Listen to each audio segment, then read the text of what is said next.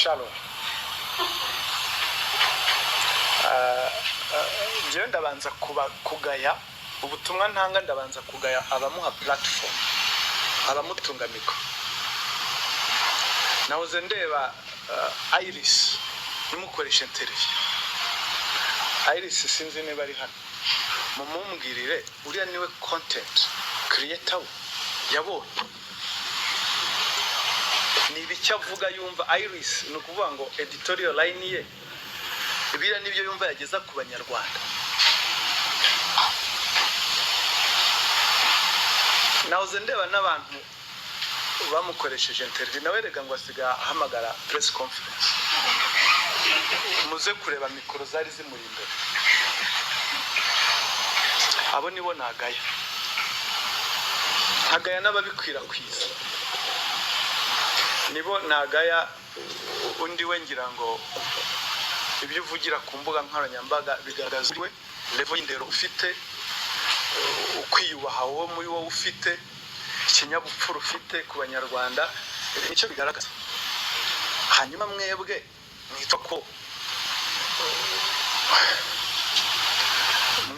mwaso iyo content muba mugomba kugeza ku banyarwanda. Uriya niwe content.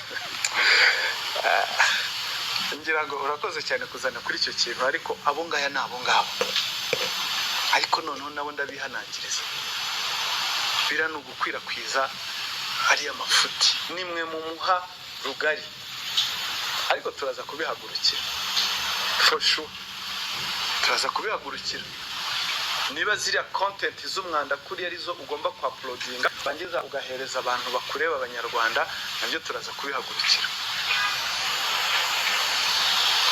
Uwo uri we wese, the moment ufite kamera, ufite imbuga nkoranyambaga, hari social responsibility ufite, hari responsibility ufite ku baturage, yuko utagomba gukwirakwiza uriya mwanda wose. Ibyo avuga nka biriya abantu bakanabiseka kumva yagiye kuri space. Uwitwa Dumba nawe wirirwa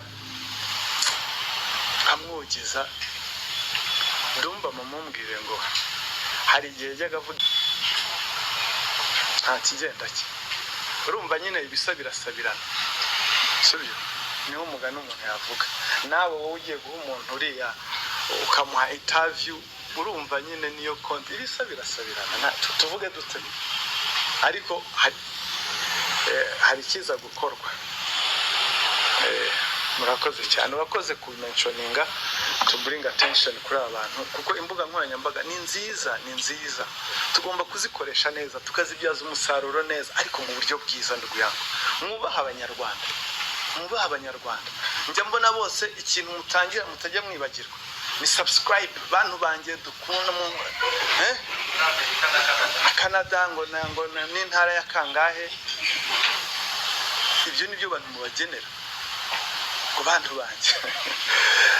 Iyo rero utibagiye kubabwira ngo please subscribe, bahe content nzima, ntabwo bakeneye uriya mwanda. Hari mwaribeshye cyane, hari abantu bibeshye ko ngo amatiku ari yacuruza. No, ntabwo ari yacuruza. Buriya gucuruza amatiku ni nk'umuriro w'ibipapuro, uraka nyuma y'amasegonda ukazi.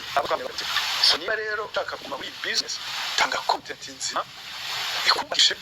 Ejo bundi nabonye hari abantu biteramo brage, wa mugani utashye wiri kuvuga biriya, wagize content abana bawe ukababaza bakakubaza uvuga ko wiri mu biki. Ariko ziko mu bantu uha uriya mwanda n'abana bawe barimo, byanze bikunze. Ariko nanone hari igihe ureba ukavuga ati ibisa birasabirana. Ngira ngo byumvikanye. Urakoze cyane. Ikibazo cy'igisi cy'u Rwanda cyageze n'asabugano biteze n'akari usanga z'abanyuri irimo twatakaje agahita bashobora mu byaha azajya ngo byina mu bagabo y'abantu kwizigirano agahiye tuzakaje kugira ngo kaza gukoresha ibyaha tugasona umwaka mu maboko atarayabo. Urakoze cyane. Ubundi kunywa inzoga ntibishobora kukubuza kwishima. Hari gahunda ya tunywerese ntitubizi, kuvuga ngo tunywerese ntibikubuza ko wishima, ariko nurenze urugero bishobora kurangira ugiye mu byaha. Ibyaha byinshi, hariho ibyaha bakora ubona ko batewe n'ubutsinzi. Kwishima mikuru nibyo, tugomba kwishima, ariko noneho tugomba kwibuka ko amategeko iyo atahagaze agomba gukurikizwa. Amategeko akurikizwa igihe cyose, haba mu minsi mikuru cyangwa se mu minsi isanzwe.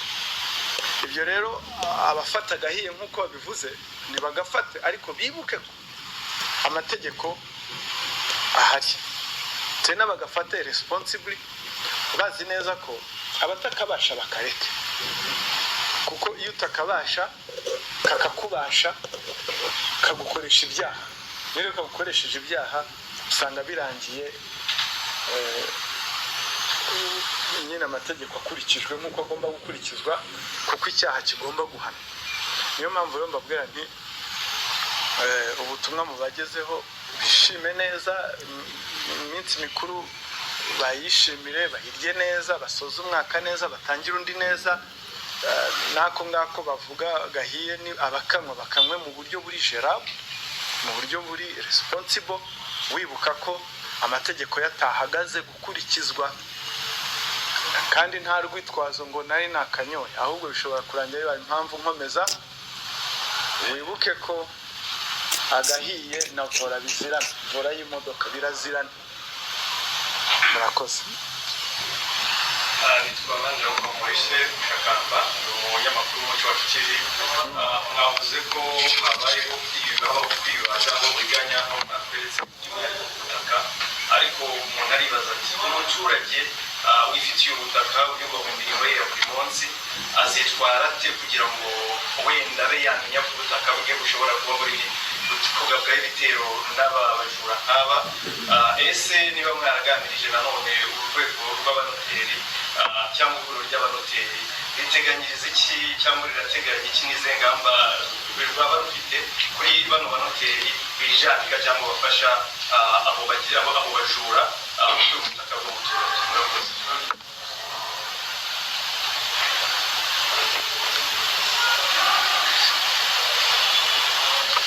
Urabona umuturage we ari safe, ubutaka bwe ntaho bwenda kwimukira.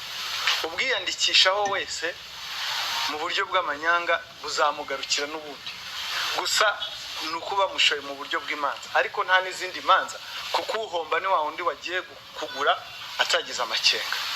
Ubutaka bw'umuturage bwo ntabwo twavuga ngo hari amakenga, nta makenga arimo, buzakugumaho n'ubundi, uzabutransfera mu buryo bw'amanyanga buva kuri umwe bujya ku wundi. Abo nibo bagomba ahubwo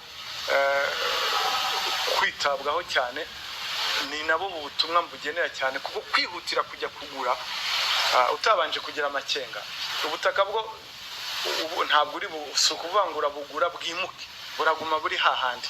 So umuturage we natekane, ubutaka bwe nta kibazo bufite. Ikibazo kiri wa muntu ugiye kugura atagize amakenga. Ikindi cya kabiri, aba banoteri bijandika muri ibi byaha ni bamwe muri banoteri bijandika muri ibi byaha. Urabizi ko mu Kinyarwanda bavuga ngo umubaji w'imitima ntiyayiringanisha. Muri sosiyete yose, mu ihuriro ry'abantu iryo ari ryo ryose, habamo abeza n'ababi. Aba rero babi nyine ni rwa rukungu rugomba kugenda ruvamo kandi rukurwamo n'amategeko. So ibyo rero ntabwo twabifata ngo tubishyire kuri banoteri bose, oya, ni bamwe muri bo, ndetse banduzira izina rya banoteri, ni abanduza izina rya banoteri, kuko banoteri benshi tuzi bakora neza. Murakoze. Reka